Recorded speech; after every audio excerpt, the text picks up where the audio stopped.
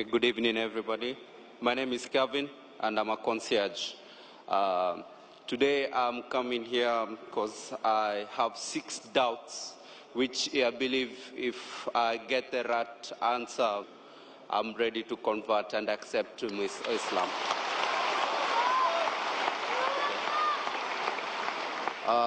To start with, on my first question, is that how do I know that Islam is the right way to worship? And I will follow that question with the second question, which goes like, how do I know that the message I'm conveying is going to God? Okay? And my third question, since Dr. Zaki, I've been listening to you before, you have said before and you have preached that there's no way you can go to heaven without strictly abiding to the commandments that were given to Moses. In the present world and challenges with the media, with everything that comes along to our life in our present day, how do we abide to this law? And does God forgive you if you repeatedly make mistakes and repent? Brother wants to give in 2 parts. He wants to ask 6 questions. The first 3 questions, brother asked, that how do I know in Islam the worship is correct? It can be understood as how we worship in Islam, is that correct? Or it can mean that is Islam the correct religion? What do you mean? Do you want to know that the way you worship in Islam, is it the right way, or is Islam the correct religion of worship? The first question the brother asked, he wants to know how will he come to know that is Islam the correct religion which you should follow? And the second part that is similar, that how will you come to know that Islam is the truth? Exactly. And the third that he said, I said in one of my speech, that J.S.K. peace be upon him said, that if you want to enter Jannah, you should keep all the commandments and follow all the laws mentioned in the Old Testament. How in this age can we follow all the laws of the Old Testament? I will try and club the first 2 questions together, that how do you know that Islam is the correct religion to worship, and how do you know that Islam is the truth? Islam comes from the word salam, which means peace. It is also derived from the Arabic word silm, which means to submit your will to God. Islam means peace acquired by submitting your will to Almighty God. And for any book to claim that it is a message from God, for any religion to prove that it is from Almighty God, this revelation, this book, this religion should stand the test of time. Previously, it was the age of miracles. And the glorious Quran is the miracle of miracles. Later on came the age of literature and poetry. Muslim and non-Muslim Arabic scholars alike, they claim the glorious Quran to be the best Arabic literature available on the face of the earth. But today, if a religious book says in a very poetic fashion, the world is flat, will a mortal man believe? But natural, no. Because today is the age of science and technology.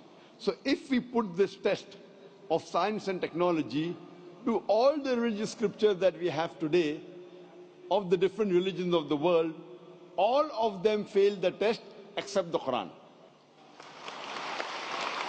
And I've given a lecture on the topic Quran and modern science, compatible or incompatible.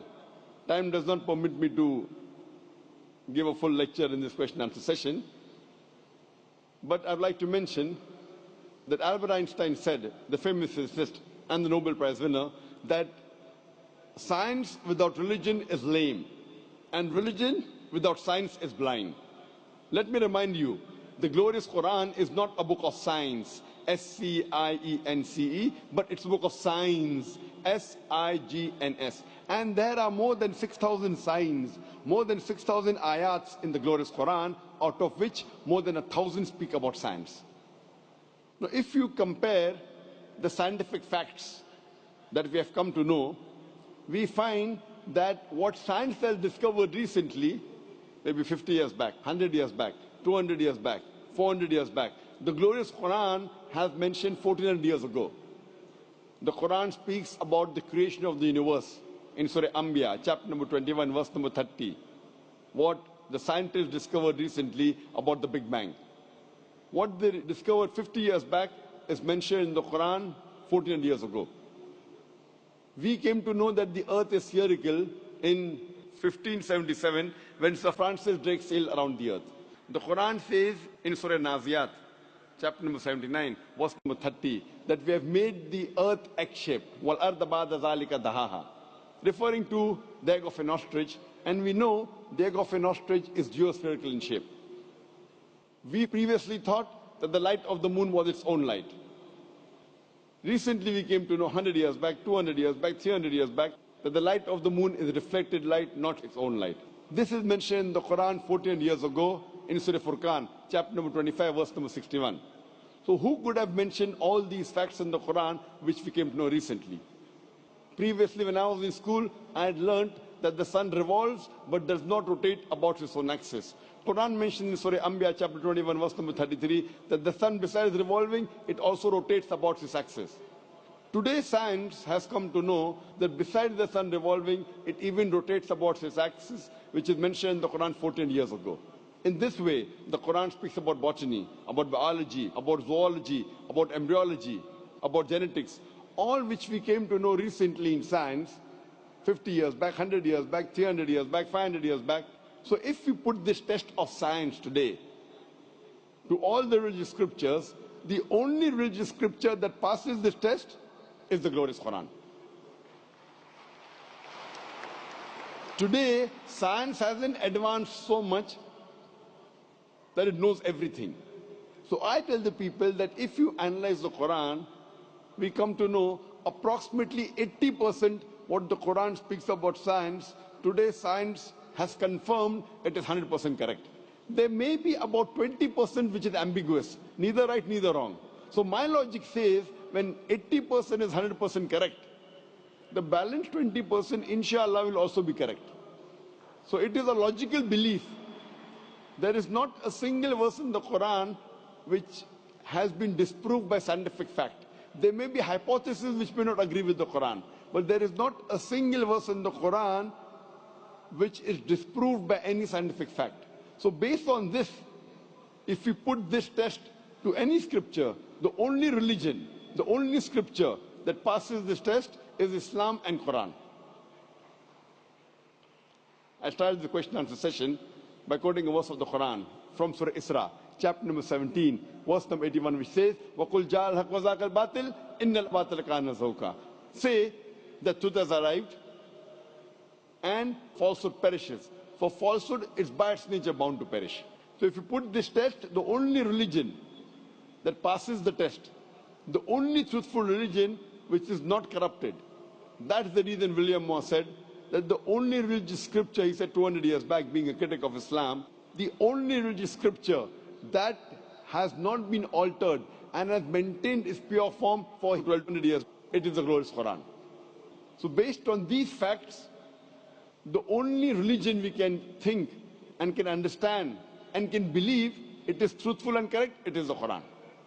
As far as the third question is concerned, that I had mentioned in my speech that Jesus Christ, peace be upon him, said that you have to follow the commandments in the Old Testament. I was quoting the verse of the Bible, Gospel of Matthew, chapter number 5, verse number 17 to 20, where Jesus Christ, peace be upon him, says that unless your righteousness exceeds the righteousness of the scribes and the Pharisees, in no way shall you enter the kingdom of heaven. So if you have to be a good Christian at the time of Jesus Christ, peace be upon him, if you want to enter paradise, you have to follow all the commandments of the Old Testament. You cannot break a single jot or a tittle. If you do that, you shall be called least in the kingdom of heaven. So based on this verse of the Bible of Gospel of Matthew, chapter 5, verse 17 to 20, you have to follow each and every law of the Old Testament. And your question was very good and very logical. How can we in this age follow everything of the Old Testament, which is difficult? I agree with you. That's the reason Jesus Christ, peace be upon him, also said in the Gospel of John, chapter number 16, verse number 12 to 14. He said, I have many things to say unto you, but ye cannot bear them now. For he, when the Spirit of truth shall come, he shall guide you into all truth. He shall not speak of himself, all that here shall he speak. He shall glorify me. Your prophet Jesus, peace be upon him, is prophesying the coming of the last and final messenger, last and final prophet, Prophet Muhammad, peace be upon him. That when he will come, he will guide you unto all truth. That means Jesus Christ, peace be upon him, knew that everything what is mentioned in the Bible cannot be followed later on, maybe a few centuries later. That's the reason he said that he, when the Spirit of truth shall come, he shall guide you unto all truth, talking about Prophet Muhammad, peace be upon him. So at that time, maybe it was possible to follow the rules and regulations mentioned in the Old Testament and the New Testament. But Jesus Christ, peace be upon him, said, in future, when the last and final messenger, Prophet Muhammad, peace be upon him, comes, you should follow him. So if you have to be a good Christian today, besides believing in one God, you should also believe in Prophet Muhammad, peace be upon him. Hope that answers the question, brother. You want to ask the question? The other question is coming from a Christian background with a Christian family. How will I adapt or connect to my family if I convert to Islam and having two different faiths in the same compound? Brother asked the question that if I convert to Islam, how will I connect with my family having two different faiths? Brother, you know there's something like the Old Testament and something like the New Testament. Even though you are a Christian, you can follow the laws of the Old Testament after the New Testament has come. If there is something like the Old Testament and New Testament, there's also something like the Last Testament. The glorious Quran is the Last Testament of Almighty God. And in this glorious Quran, not a single prophet which is mentioned in the Bible has been derogated. In Islam, you have to believe in all the prophets that came earlier. And there are no less than 25 prophets which are mentioned in the Quran. And all of them, except for Prophet Muhammad ﷺ and a couple of them, they are mentioned in the Bible. So, we have to respect all the prophets of Almighty God. And our beloved Prophet Muhammad ﷺ said that Almighty God has sent 124,000 messengers on the face of the earth. So if you become a Muslim, you do not have to disrespect any of the prophets mentioned in the Bible. In fact, you will have to tell them, I am following 100% what Jesus Christ, peace be upon him, said. What the other Christians are doing, they may be following 80%, maybe 90%, maybe 50%. You should tell them that Gospel of John chapter number 16 verse number 12 to 14 says, I have many things to say unto you, but ye cannot bear them now. For he, when the Spirit of truth shall come, he shall guide you unto all truth. So I am following Jesus Christ, peace be upon him, much better than the other so-called Christians. So if you become a Muslim, you will be a better Christian than the Christians themselves. Hope that answers the question, brother. Yes. What's the fifth question? I just ran out of questions now. Fine, so all your questions answered. Yes, it has. Thank So you. now are you convinced about the religion of Islam? I'm convinced about the religion of Islam and I'm ready to accept Islam. Do you believe that there is one God? I'm sorry? Do you believe that there is one God? I believe there is one God. Do you believe Jesus Christ, peace be upon him, is God? I believe Jesus Christ was the messenger of God. MashaAllah. Do you believe that Prophet Muhammad, peace be upon him, is the last and final messenger? I believe Prophet Muhammad was the last and final messenger. MashaAllah. Brother, is anyone forcing you to accept Islam? I'm ready to accept. Is anyone forcing you to accept Islam? Nobody is forcing me. Are you It's my doing out of your decision I'm free making will? from myself. Out of Yes. your free will, out of your own conviction? Out of my own heart. Because forcing anyone into Islam is prohibited in our religion, and it is prohibited even by laws of most of the countries in the world. So you're doing it out of free will, inshallah. I'm doing it out of free will. I will say in Arabic, and inshallah I can repeat it. Ashhadu Ashadu Allah Allah ilaha ilaha illallah illallah wa ashhadu wa ashadu anna anna Muhammadan Muhammadan abduhu abduhu wa rasuluhu. wa rasuluh. I bear witness. I bear witness. I bear witness I bear witness that there is no God there is no God but Allah, but Allah, and and Muhammad Muhammad is is the messenger the messenger and servant of Allah. and servant of Allah. MashaAllah, you have become Muslim. And I pray to Allah subhanahu wa ta'ala that He guides you and He helps you to guide your family to come to the religion of peace. And I pray to Allah subhanahu wa ta'ala to give you the best in this world as well as in the next life. Alhamdulillah. Amen. Assalamu alaikum. Alhamdulillah, Dr. Zak, I appreciate for the decisions I've made. I can already feel the welcoming and the love around me. Since Dr. Zak, you are the one who cleared my door, I would like you to kindly give me an Islamic name.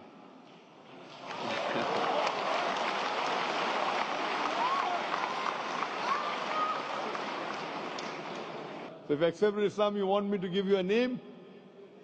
You can call yourself Bilal. Bilal. Bilal, MashaAllah. one of the companions of the Prophet, MashaAllah. You can call yourself Bilal. And I pray to Allah subhanahu wa ta'ala that may He guide you further and to give you the best in this world and the akhirah, and inshallah to grant you Jannah. Thank you very much.